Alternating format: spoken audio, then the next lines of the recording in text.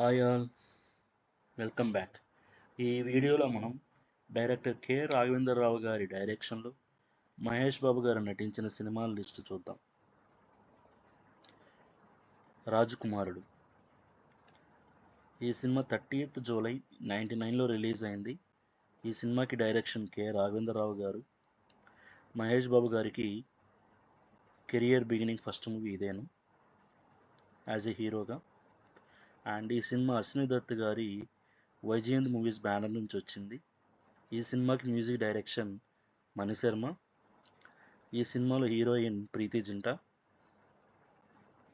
మొత్తానికి రాఘవేంద్రరావు గారి డైరెక్షన్లో మహేష్ బాబు గారు నటించిన ఒకే ఒక్క చిత్రం రాజకుమారుడు.